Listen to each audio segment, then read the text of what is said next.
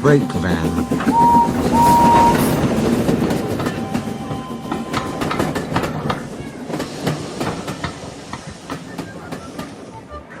The Fat Controller scolded both engines severely.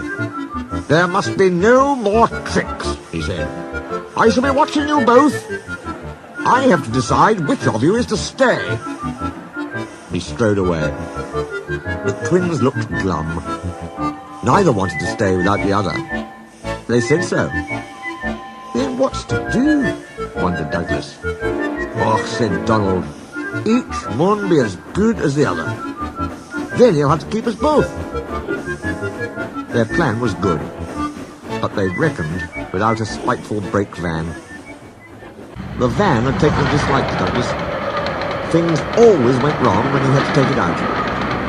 Then his trains were late, and he was blamed.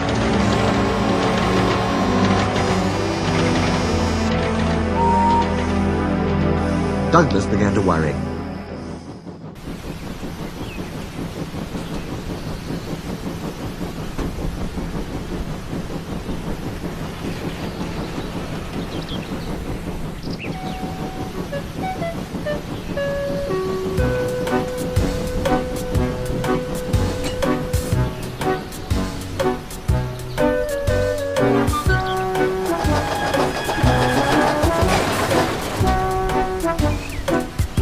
"You're a muckle nuisance," said Donald one day.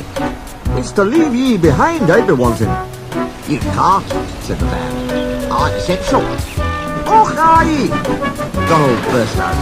"You're nothing but a screeching and a noise when all's said and done.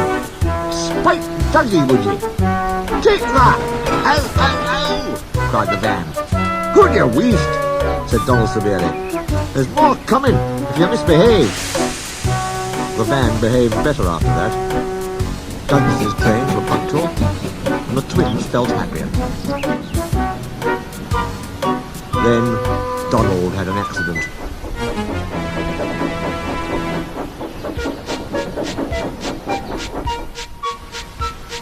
He backed into a siding. The rails were slippery, he couldn't stop in time, and crashed through the buffers into a signal box. One moment, the signalman was standing on the stairs. The next, he was sitting on the coal in Donald's tender. He was most annoyed. "You clumsy great engine," he stormed. "Now you must stay there. You've damned my points. It serves you right for spoiling my nice new signal box." The Fat Controller was cross too. "I am disappointed, Donald," he said. "I did not expect such clumsiness from you. I have decided to send Douglas back and keep you." "I'm sorry, sir." But Donald didn't say what he was sorry for. We know, don't we? "I should think so too," went on the Fat Controller indignantly. "You have upset my arrangements. This is most inconvenient. Now James will have to help with the goods work, while you have your tender mended. James won't like that." The Fat Controller was right. James grumbled dreadfully.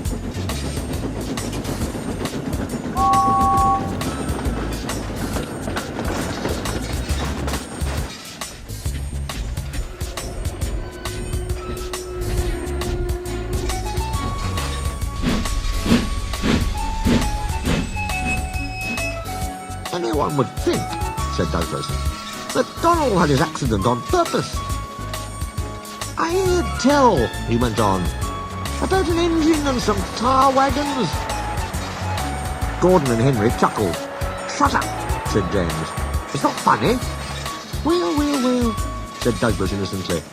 "Surely, James, it wasn't he? He didn't say." James didn't say.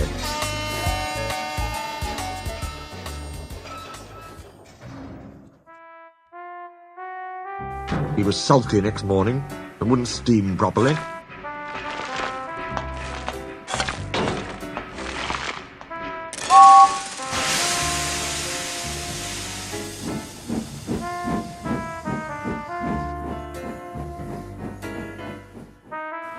When at last he did start, he bumped the trucks hard. He's cross, sniggered the spiteful brake van. We'll try to make him crosser still. Hold back, whispered the van to the trucks. Hold back, giggled the trucks to each other.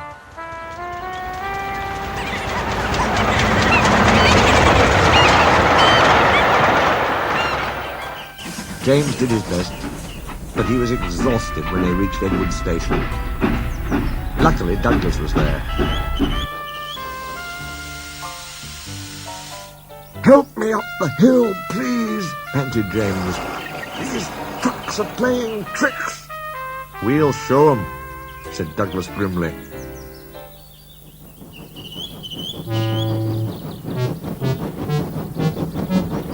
Come on, come on, come on!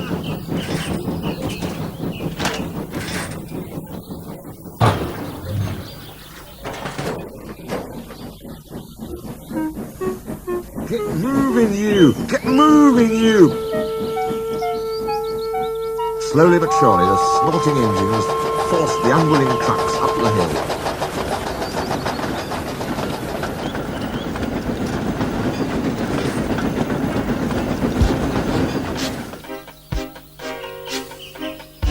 But James was losing steam.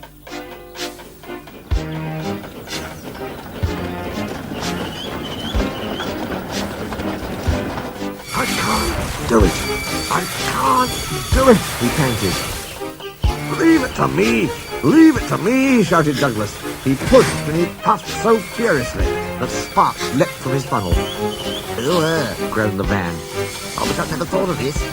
It was squeezed between Douglas and the trucks.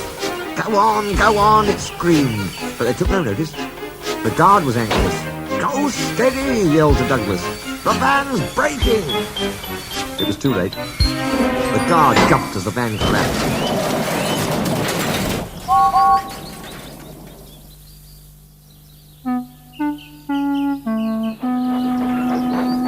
Edward brought workmen to clear the mess.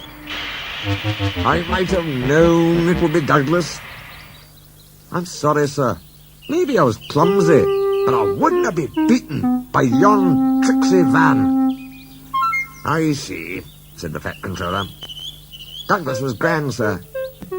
James had no steam left, but Douglas worked hard enough for 3. I heard him from my yard. 2 would have been enough, said the Fat Controller dryly. I want to be fair, Douglas, he went on. I admire your determination, but I don't know. I really don't know. He turned and walked thoughtfully away.